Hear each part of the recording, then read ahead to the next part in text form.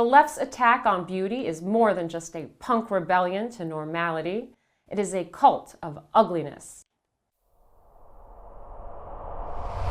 The concept of beauty is transcendent. It exists beyond even our own human awareness. It takes many forms, from animal mating rituals, which use color and sound to attract mates, to flowers evolving into increasingly elaborate shapes and colors to attract pollinating insects. Beauty exists in the perfect, hidden geometric proportions that underlie the structures of all living organisms. The golden ratio that is the blueprint of radiating flower petals is the same found in the proportions of a beautiful human face. And the appreciation of this beauty is the subconscious understanding of witnessing near perfection. It is a spiritual connection to godliness. It is when we consider this truth that the left's assault on beauty in arts and culture is exposed as a concerted rejection of the God of creation. Understanding this puts into perspective the left's unwitting religious devotion to their God of ugliness and destruction. An appreciation of good art and culture is deteriorating because of this very real attack on beauty. Roger Scruton's documentary, Why Beauty Matters, and his analysis of the cult of ugliness breaks down the left's assault on beauty and its cultural ramifications. It describes a modern society that ascribes beauty to things that are not inherently or objectively beautiful. It explains that the meaning of beauty is being diluted and adulterated to the point where beauty has no meaning. There are standards of beauty that have a firm base in nature and science. We cannot forget this. Physical beauty of the human body was once parallel to physical health and fitness. The cult of ugliness changed that.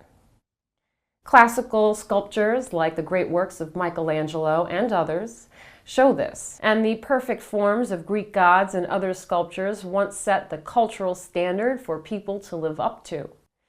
When witnessing an overweight person, our subconscious mind rightly recoils in a rejection of what it intuitively knows to be divergent from the path towards the natural, the healthy, and the beautiful. As the left continued to crowbar body positivity and overweight models into art and media, so do they degrade the standards of what it means to be healthy and whole.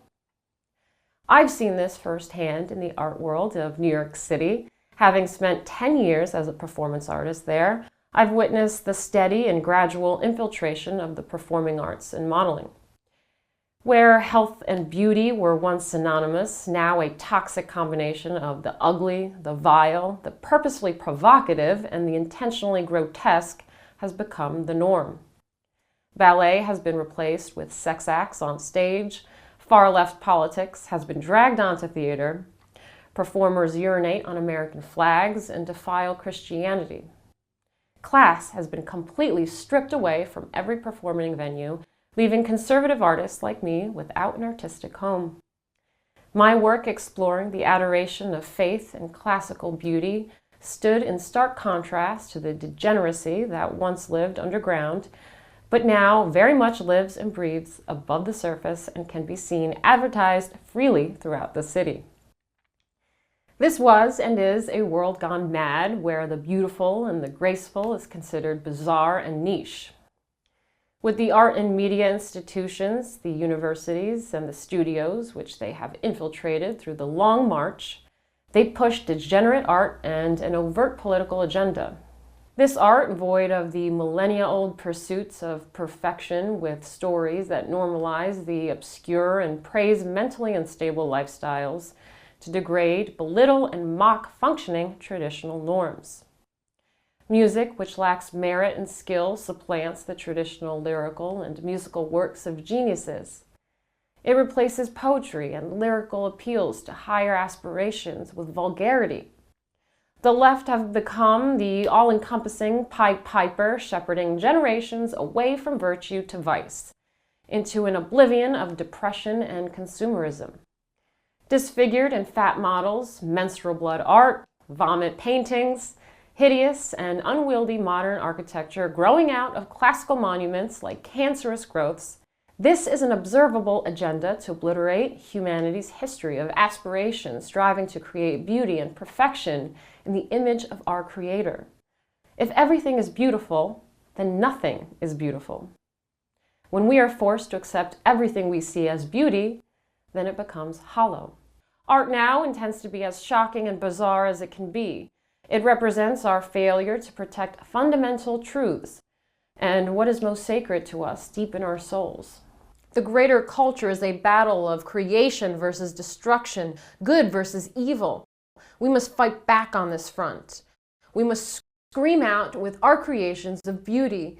With our art, our music, with our sculpture and architecture, we must flood the left with the light of our creations and blind them in undeniable beauty.